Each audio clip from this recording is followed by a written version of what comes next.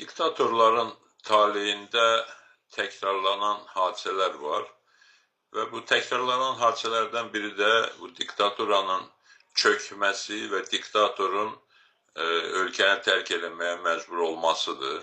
Bu, xüsusən son 10 illiklərdə təkrar biz bu mənzərələri seyr edirik.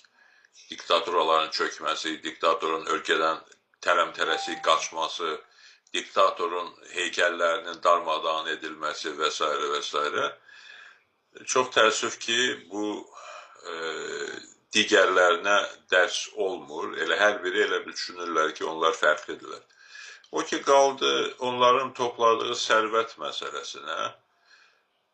Çox maraqlı sual verirsiniz və haqlı sual verirsiniz və milyardlarla, 10 milyardlarla pul yığırlar bu diktatorlar, sərvət toplayırlar və qəribədir ki, daim qərblə konfliktdə olsalar da, qərb haqqında yekə danışsalar da, sərvətlərini əsasən qərbin banklarında, qərbin maliyyə mərkəzlərində saxlamağa üstünlük verirlər. Həm etibarlılıq baxımından, həm istifadə etmək imkanları baxımından. Və sonra da özləri çökəndən sonra o pulların taleyi sual altında qalır. Əvvəla o banklar bir qayda olaraq özəl banklar olur və özəl banklara qoyulan pulların, sərvətin taleyi ilə bağlı qərarların qəbul edilməsi hər hansı bir şərtə bağlanmır ki, diktator öldükdə yaxud qaçdıqda onun sərvəti onun xalqına geri qaytarılmalıdır. Belə bir müddəa görünür, həmin sənədlərdə, müqavillərdə olmur. Digər tərəfdən bu pul beynəlxalq münasibətlərin mövzusuna çevrilir.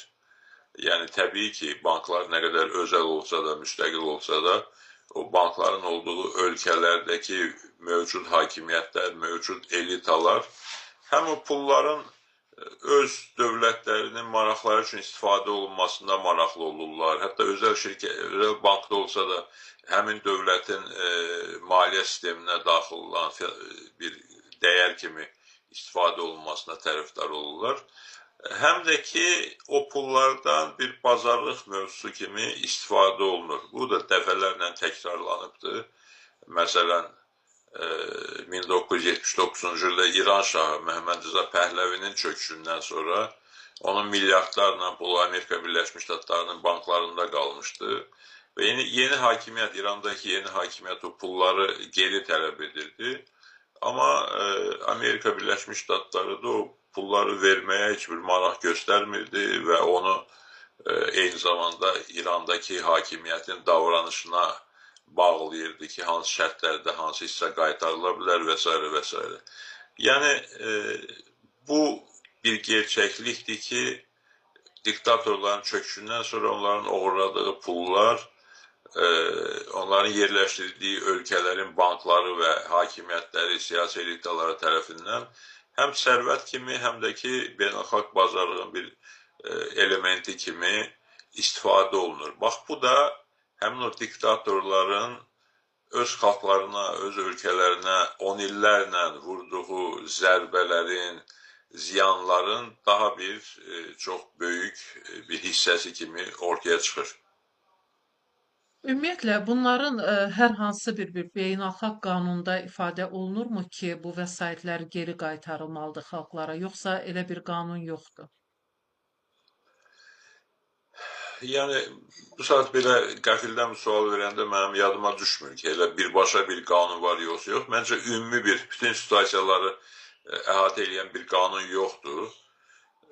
Korrupsiya qarşı mübarizə haqqında son 10 illiklərdə Amerika Birləşmiş Ştatlarında, Böyük Britaniyada, bəzi başqa ölkələrdə müəyyən qanunlar qəbul edilməkdədir və hər hansı bir pulların çirkli mənşəyi ortaya çıxanda onlar haqqında söhbət başlayır, mövzu başlayır. Amma orada da o pulların birbaşa xalqa qaytarılması haqqında müddəa sözü doğrusu mənim yadımda deyil ki, birbaşa yazılmış olsun və birbaşa əməl edilmiş olsun. Buna %100 eyni situasiya olmasa da hazırda bilirsiniz ki, Ukraynaya qarşı cinayətkar savaş aparan Rusiyanın xeyli sərvəti beynəlxalq birliyin nəzarətindədir, müxtəlif maliyyə mərkəzlərində, banklarda, hesablardadır və Avropada, Amerika Birləşmiş Ştatlarında diskusiya gedir ki, həmin pullar birbaşa Ukrayna xalqına verilsin. Bəzən də belə şərtləşirlər ki, həmin pullardan istifadə olunur və həmin pulların gətirdiyi gəlirin bir hissəsi Ukrayna xalqına, Ukrayna dövlətinə verilir. Yəni, bu cür diskusiyalar, bu cür söhbətlər, üsullar var. Ancaq sözün açığı mənim birbaşa müddəa yadımda deyil ki, hansısa diktator çökəcəksə, onun oğurladığı pulları müvafiq ölkələr və banklar həmin ölkəyə qaytarsın. Bilirsiniz, nəzəri cəhətdən hər şey aydındır ki, bu pul oğurluqdur, bu pulun %99-u, bəlkə də daha çoxu həmin ölkədəki sərvətlərdən, xalqın əməyindən oğurlanmış, mənimsənilmiş pullardır. Ancaq beynəlxalq hüquqda və məhkəmə hüququnda sübut olunmamış hər hansı bir məsələni hökmlə dəyərləndirmək o qədər də qəbul olunmuyubdur və böyük miqdarda pullar varsa və bu mütləq filan xalqa, filan ölkəyə qaytarılmalıdır müddəası, yenə deyirəm, tam yadımda deyil, ancaq mən xatırlamıram. Ümumiyyətlə İsa bəy, çox maraqlı